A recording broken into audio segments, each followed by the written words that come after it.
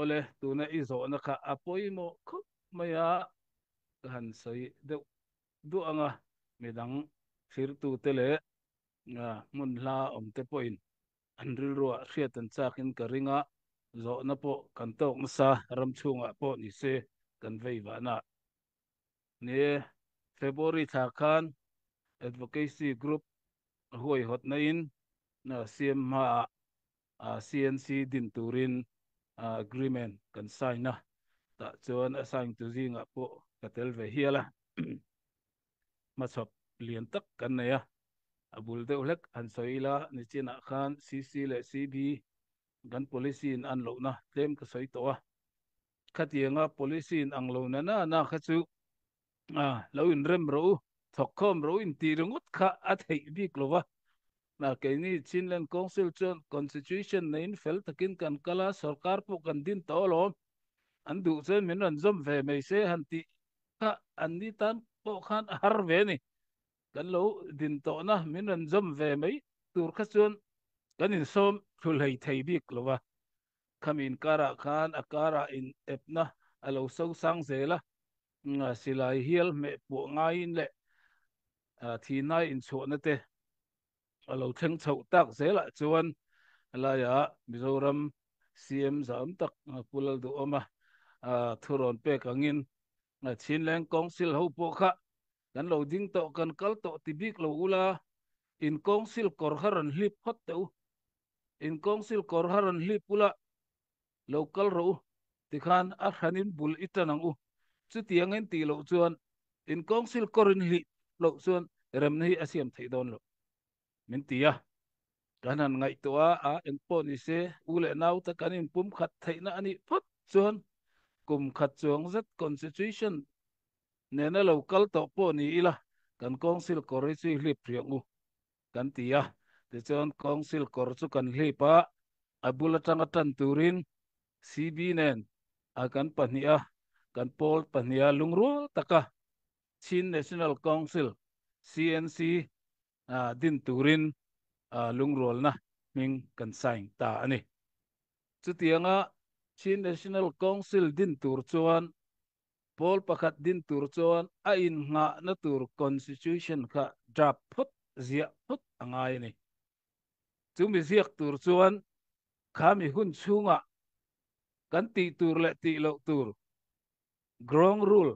kan nei le phut angai khami apui tin ma kha chuan gronga zalen taka in kalpo te atuama in man ton to lo te ral do tlan te engamo grong rule kan zom tur kha a omani grong rule zom tur paruk lai kha siam ania chung te po chu CC lam chuan kan han rel ngal zung zunga kan pom thei veka CM man ram chan lai season an nei lo lai April ni som pakhat vela ming saing thei turin lo in ready ro an tia ta chuan CC lam chu kan in ready viawa April ni som pakhata amaro chu CB lam kha an ni chu chim lam omte an tam wangin online a Zoom a han meeting zung zung kha line athat lo wangin an harsat dewa engpo ni se milong ha khri ro u grong lama te meeting kan ne nga kan lo in ron vele photange an tia chu chu kan lo nga ka ta chuan constitution draft ziak tur chuan CB lamatang mi som ni pasari CC lamatang mi som ni pasari tiang chi te minglis te po kan in dila advocacy lama thelu to te ania chu mi grong rule ning sai tur chuan kan in ngak ta CB lamin kan la man lon tia wangin kan lo ngak ngara chu mi kan nga chung chuan tikhan in nor na aran thleng chawa abik takin CNO CNDF 10 huang lo ram ma khatiang khan an ran chea min an run chho ta nun na chan te ale lam le lamin kanom nual pha mol phau zetin khang kha a thleng chho ta khang te awang khan khami CC le CB process kha khan a block ta de ni a block ta de me ma alak chun zom thei lo ba helama advocacy group lampo an mai za om khop maya an hun poi mo tak tak sarkar na thok bukan nia an hun poi mo tak tak mai sengin le an ti tur poi mo tak tak kan sanin min kau kho ma rau min rel puya thei tu bin ma min lak puya amai ro su khatiang din mun kha kan thleng chawle ta sia CNC process kha kal chun zom thei to lo angin a omani amaro chu advocacy lam te po an bei dong bik lo thei to bin ma min lak pui zela tuna hian mania in ka na mấy dòng lập tu đâu biết Paul thum atel at chu kan riat solo chuan CNDF lam hian thopui Paul som pali lai nei nin kan ria kan mi man te atanga anin puanna maro chu khang kha chu som chop an ni a mấy dòng lập tu le atitu an ni lo wangin akhami in ka ana atel bik te HPO CDF holngo ram CNF CNA le CNO CNDF te hemi Paul pathum te hi in report ula chu mi nuwa ni china CCCB process CNC process kha kan kalpui leng ti ani a chuan hemi keima ni tun tuma in ka na tel bik Paul pathum te kha in rem masaturin thuron te a agreement ceasefire agreement ti tur nge peace accord kan ti sok don nge kha kha sign phot angai ni tuna hian chu chu kan la sign lova ke ni le CNA lam chuan kan thlir tlanga kan du lo lai te thei to pin kan in rema CNA le CDF hong ram lam chuan HPO lam chuan na kha agreement draft min zia sakha kan pom tlang thei to a CNO CNDF lam hian an review ve mek nia ka ngaya an ni lam an ready chuan ta kha khami tun tuma in ka na tel bik Paul pathum ten khang kha min kan sign thei chuan CNC process kha chun zom le tur ani ti kha kan soidua khalaya khan kan lati thei lo awangin tuna mi puite pon kai phei chu mi mal takin phone ka dong kam khop maya sipai to po kanin man saknol cái ni nào te pon man zep thu chang lo we an ni nào te po kan man tok kan la kol ve ve kan la in thleng lo ne chung te po chu khatiang ang agreement pakhat in rem na kan nei chuan kan mi man te po in cho sakin cái tu nuwa in tele to lo tura min kan sign thei chuan kami CNC process kha kal chun zom le tur ani yang ti kha tukina kan soi fia do cái helam advocacy lam le min boy pui tu te po an mai sa om to kho maya nang ma ni in rem phot lok chon ke ni in lo in rem ro han ti ngot thi thil ni thei ani bik lova grong lama in naw te po lo soi pui ula in rem than lo zong phot ro kami in rem thei chuan CNC process kha kan kal chun zom le don ania ti kha tu na kan thlen chin ania tin chu ti lai hemia ka sai du chu tu ma in mo pu le in dem a hun to lawa tu na online le mun chen khata te kan kap masalo min kap masati vel te hi a om tewa e amaro chu tu na kan mi man ve te atangin kan han in zo hian akap masatu zok le achema sa le I chu achiang takin kan khevek to chu wangin heng hi chu online lama input ton to lo ila kan sol na in zong to lo ila kan pol pani ta na kan in rem na tur le kan that na tur rin engkim hi kan that na turin pathianin rem arot ani ti hi pom tlang ila kan lo chapo ve po ni mai thei mi pan hi anin hau chon thiam lo nan nei ve tiang deuh khani chu wangin thiam thi in soi siak lam hi cái karil ro a om lowa helm ai chuan pathianin kanin rem theina turin kan that na turin mihring siam that nan khodur angai tiang deuh khani chu wangin kun thim cha tak kan tong te po kha mi tam tak kan thi pha lawa maro chu kan sipai pathum ten nun na an chana an nilama po nun na chana an ve nu la khang te po kha pathianin kemin hremna ngai la tu na tang chuan ule naw in hmangai takin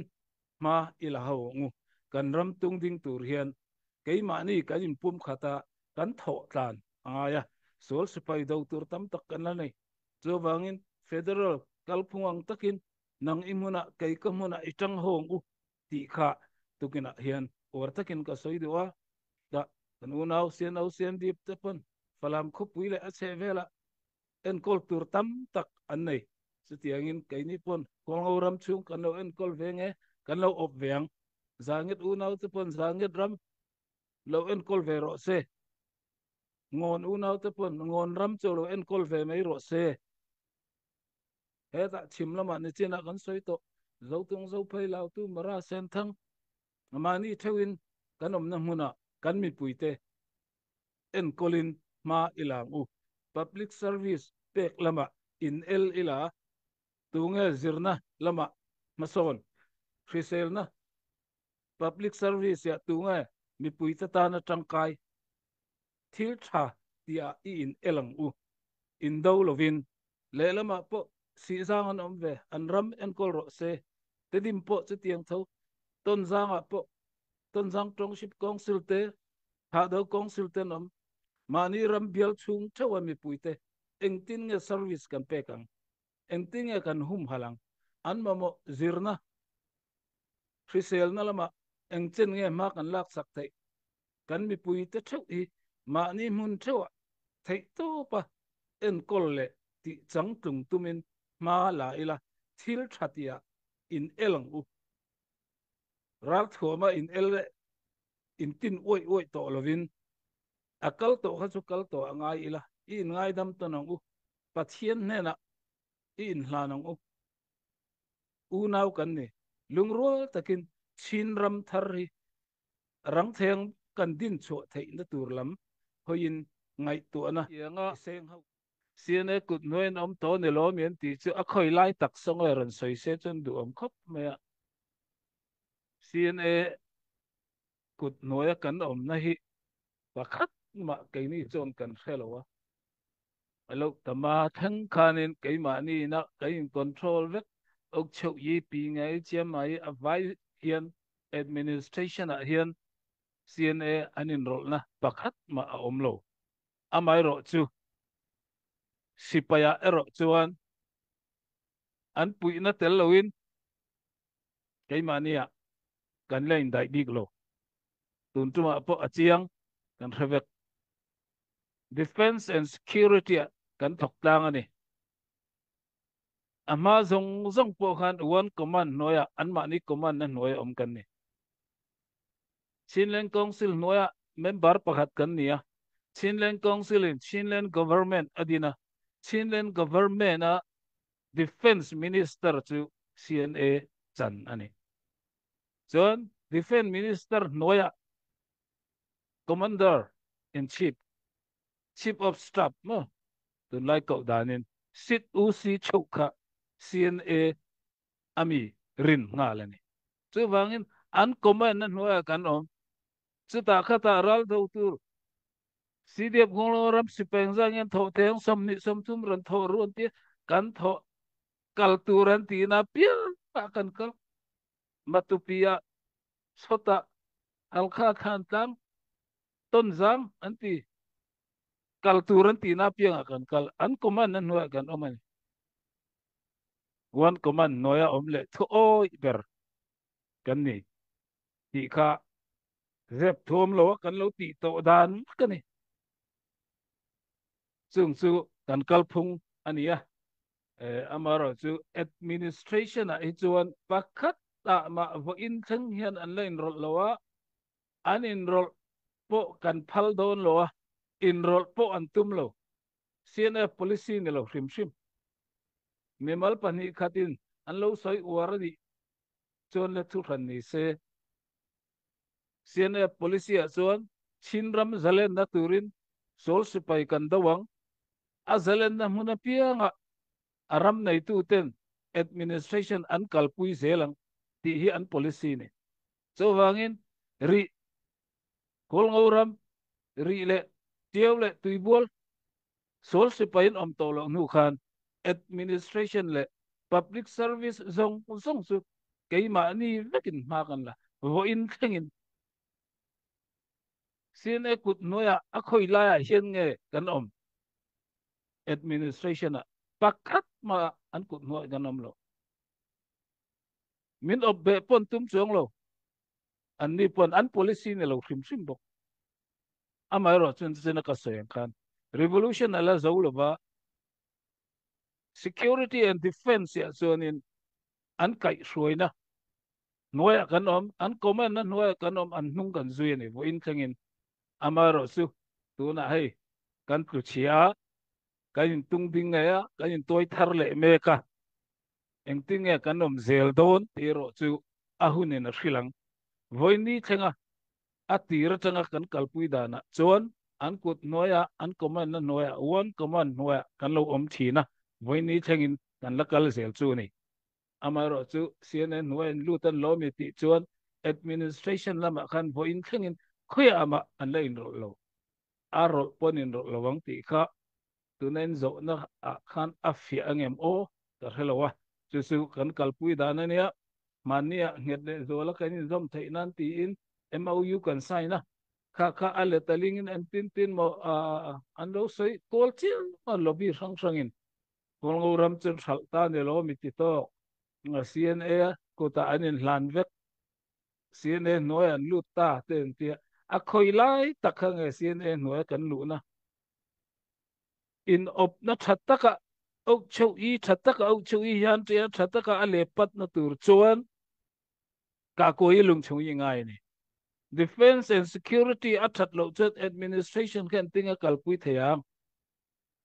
chu ta chuan defense and security mo purna min lak pui turin CNA kan ruai ni amma ayana sale zola mo purna min lak pui turin re administration an ran ti buai chuan aveng him tu tur chu CNA Brigade 4 le CDF khol ramte mo purna ani chu wangin min veng him tu tur te ne na khan report kan pek ve chin ero chu trulani report a pe chin turani an pe chin turani te wang khan an kut noya kan om ti na ni reng reng lo nia chon khami MOU a Brigade 4 tap mahamu chu tawan an khan turani ti nia tawan khan ti om je poi kan helo reng reng a opang ti na ni lo Awesome beratuna Chilean Constitution 2023 ya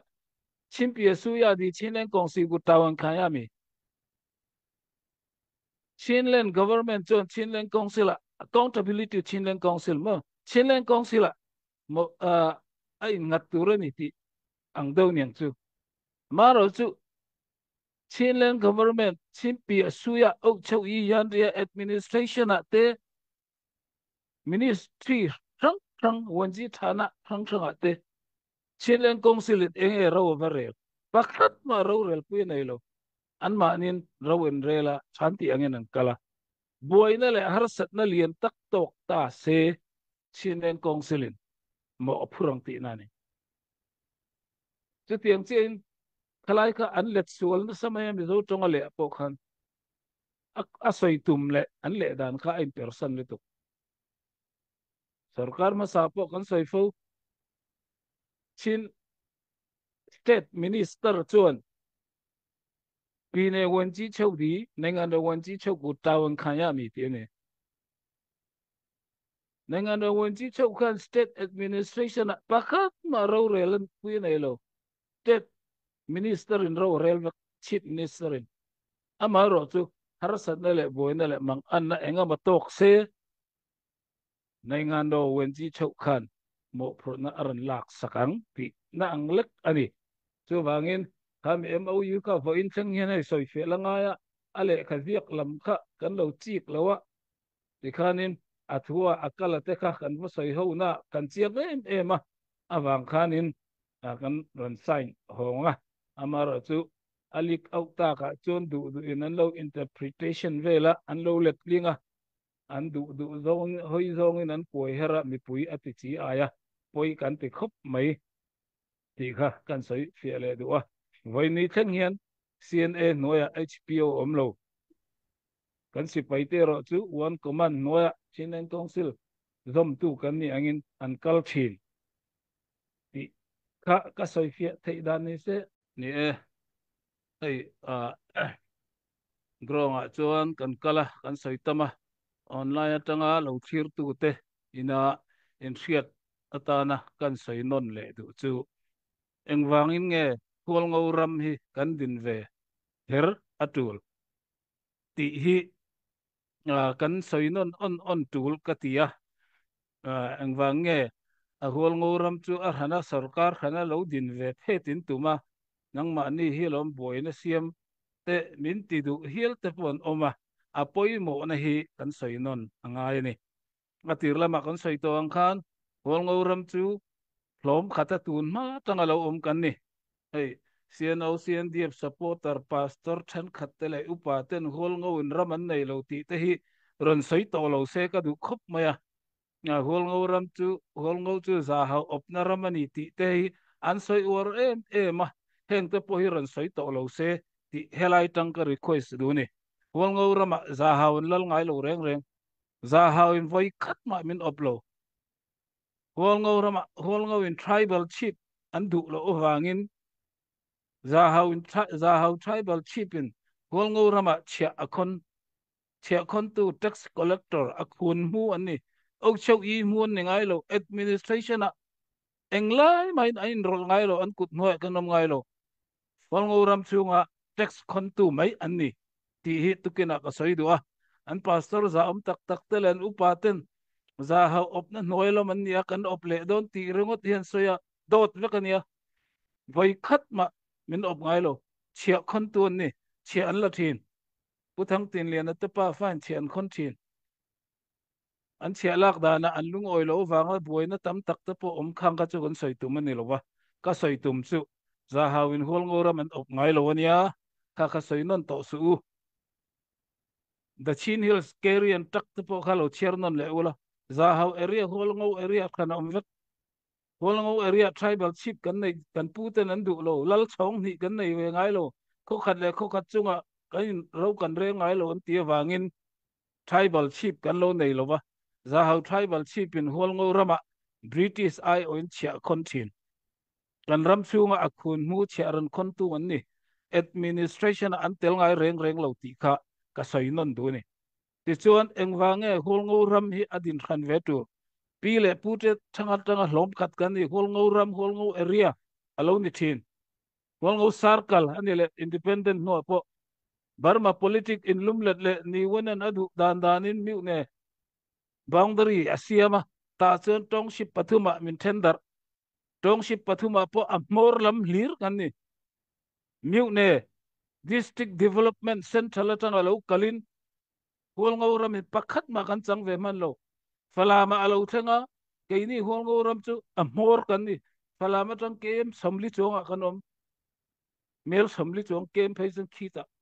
a kanom engma development kan chang phak lo te di ma development township district development tan central tang suma local hol ngo ram chu te di mor ani pakhat ma kan chang phak lo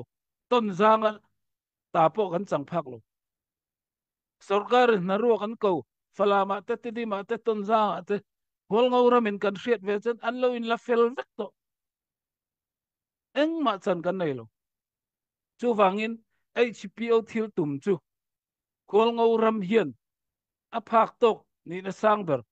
tong ship mo district mo ani ve tur ni falamin cheng khat an don chuan hol ngau min cheng khat dong veng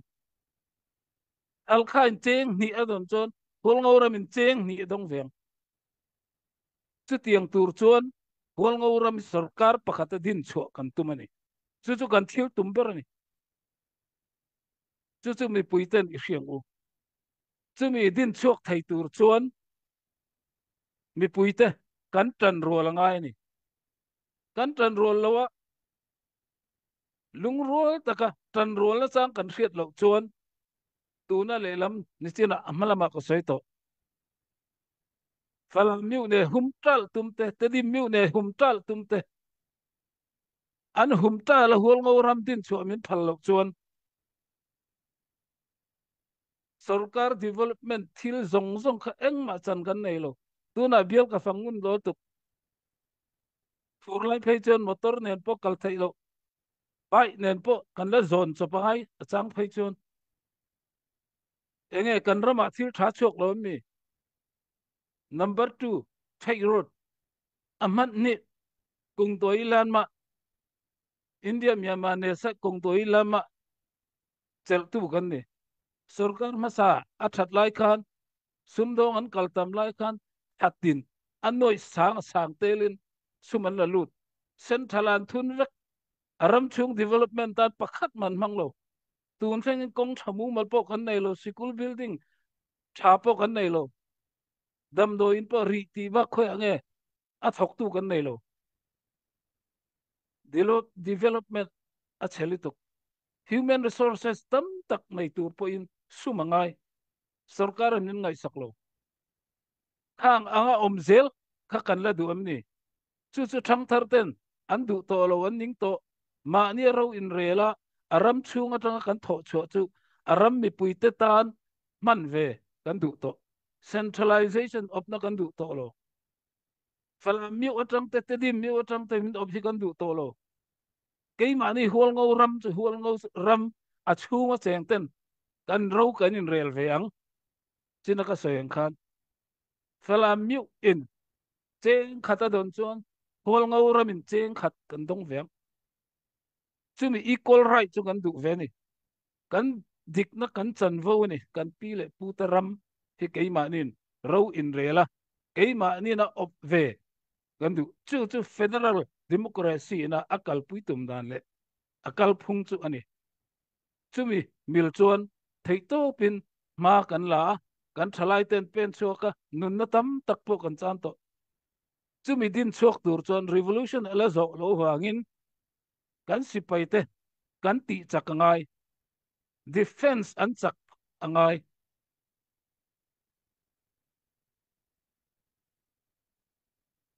lung chung yi ne ka ko yi chak lo chuan pi to ok cheu yi te pi to wen song mu te eng ma ti thei lo chu wangin kan si pai ten defense and security chak taka that taka min ti sak thei turin tuna ni china kan soi tat mahali brigade force cna tenen tang rualin kol ngauram hi veng him na min tho sak ro se kan tia an ven him na noya public service chi sang sang tuna kha lo tamate pingai che mai tourism te so lo yi te adang dang tuna hen department som lai kan nei ni chung te that tak ran thei na tur chuan defense and security kan ti that angaya kan defense te kan sipai te kan ti chak tok angai ni sipai chak tak thatak nei tur chuan sum tam tak angaya kan nunga ka soito kan sipai te hi hlo pakhat ma kan pelo stipend po kan pelo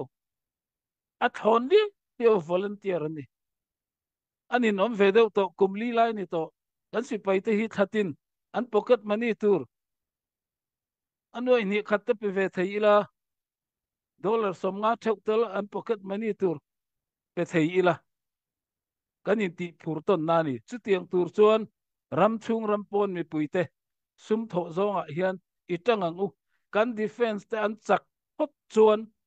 mi puite tan malaka oleni tun tuma khan kan huchiang ka soito minan runa por som pali lai tang rualin zaruk gasari lain kan tha zangin kan dau zo lo kan hnung tol kan si paite anan hnung tol chia mi pui enge tlan dol dol khan mai khami chung khanin pi tu ok chau ye ti them pi ngai chia mai ti them eng ma ti thelo chu wangin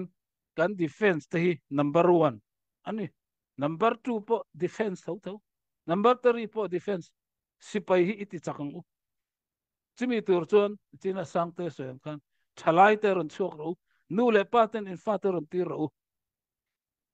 defense and security hi chak tak kan kalpui thei chuan adang zong an ven him na noya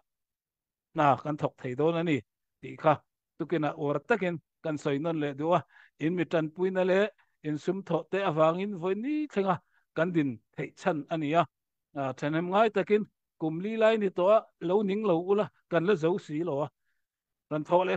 ram ro itang ho u grong lama te po ni se thei to pin tu na kan in toy thar me ka kan police te kan sipai te recruitment te kan ti thara retreat te kan tia hangat khan sumtam tak kan mamoa impact to na zong zong lom thu kan soi rualin tha loin nin pe zel ru min pui zel ru in tel lo son ma lam kan pen thei lo ni